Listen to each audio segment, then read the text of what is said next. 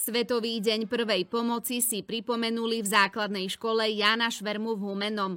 Podujatie s názvom SOS deň usporiadali v stredu 18. septembra. Stalo sa príležitosťou pre poskytnutie rád a ukážok, ako ošetriť najčastejšie poranenia, či ako reagovať v situáciách ohrozujúcich život a zdravie človeka. Svetový deň prvej pomoci sa u nás oslavuje zaujímavým programom, ktorý sme si pripravili pre žiakov prvého stupňa za účasti záchranných zložiek. Naši žiaci sa tak stanú svedkami a účastníkmi toho, akú záslužnú a ctenú prácu vykonávajú tieto povolania. Areál školy zaplnili príslušníci štátnej a mestskej polície, hasiči i humenskí červenokrížiaci.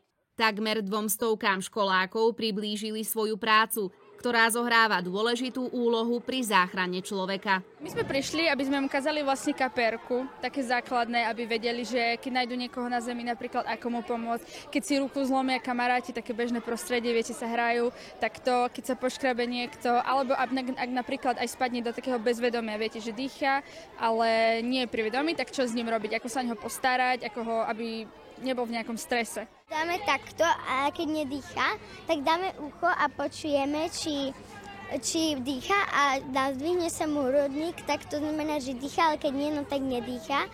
A tak budeme robiť takto a keď zabere, no tak otvoríme ústa a fúkneme 2-krát. A budeme to opakovať až dovtedy, dokedy nepríde záchranka. A koľko stlačení na hrudník je? 30. Telefónne čísla na záchranné zložky majú deti v malíčku. 158 sú policajti, 150 sú hasiči, nemocnica je 155 a 112 je pre všetky a 150 je pre hasičov. Školákov zaujali aj výstroje, výzbroje či ukážky psovodov. Tí so psíkmi Timom a Falkom predviedli poslušnosť, zadržanie páchateľa i vyhľadávanie drog. No a aký vplyv majú psychotropné látky či alkohol na mozog človeka, si žiaci vyskúšali vďaka detskému dopravnému ihrisku Sobrance. Tu konkrétne máme dostupné okuliare alkoholu a drog.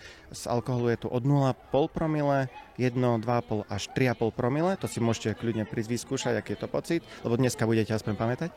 A potom ohľadom drog tu máme marihuánu, vplyv THC látky na organizmus, približný a LSD, liquid moly. Pripravenú dráhu s kolkami si najprv prešli s okuliarmi a potom bez nich, aby na vlastnej koži pocítili nepriaznivý dopad na svoju motoriku. Videl si? Takto vidíš cez toto 1 promile, hej? Vplyv alkoholu, napríklad pivko.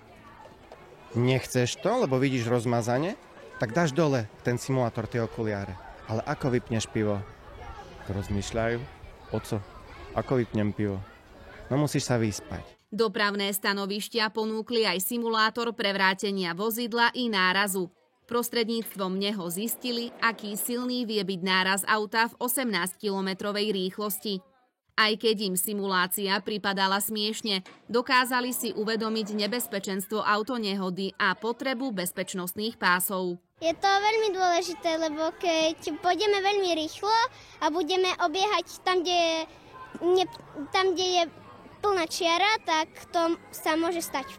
Aj takto vyzeral SOS deň. Švermováci videli a vnímali, akú záslužnú činnosť vykonávajú tí, ktorí dokážu spojiť sily pri záchrane ľudského života. Hasiči sa mi páčili zatiaľ najviac. Bolo to veľmi dobré. Strikali sme s hadicou a bolo to pre mňa zabava. Ja som sa možno naučil, že jak sa poskytuje prvá pomoc a jak sa zachraňujú životy. Som rada, že sme sa tu tak stretli všetci. A dúfam, že ešte družinárky čo také vymyslia. Jej, to sú aké super úsmevy.